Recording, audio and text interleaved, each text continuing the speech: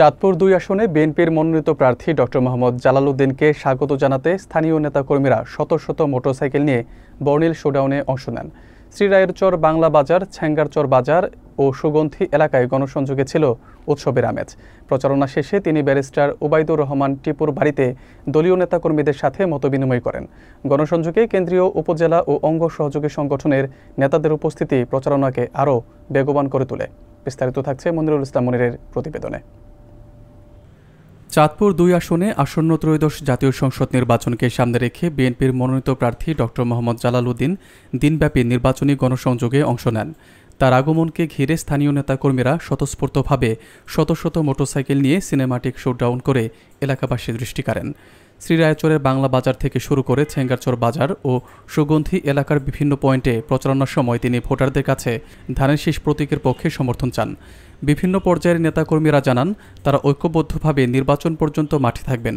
প্রচারণা শেষে তিনি কেন্দ্রীয় কৃষক দলের যুগ্ম সাধারণ সম্পাদক ব্যারিস্টার ওবায়দুর রহমান টিপুর বাড়িতে মতবিনিময়ে অংশ নেন, যেখানে দলীয় কৌশল ও নির্বাচনী প্রস্তুতি নিয়ে আলোচনা হয় বলে জানা গেছে। গণসংযোগ চলাকালে ডক্টর জালাল উদ্দিন সবাইকে বিভেদ ভুলে ঐক্যবদ্ধভাবে কাজ করার আহ্বান জানান। তিনি উল্লেখ করেন, নির্বাচন সামনে এলে বিএনপির বিরুদ্ধে নানা ষড়যন্ত্রের অভিযোগ ওঠে এবং চলতি নির্বাচনকে ঘিরেও একই ধরনের পরিস্থিতি তৈরি হচ্ছে বলে তার ধারণা। এসব পরিস্থিতি মোকাবেলায় সবাইকে একসাথে কাজ করতে হবে বলে তিনি মনে করেন। তার মতে সম্মিলিত প্রচেষ্টার মাধ্যমেই ধানের শীষকে বিজয়ের দিকে নিয়ে যাওয়া সম্ভব।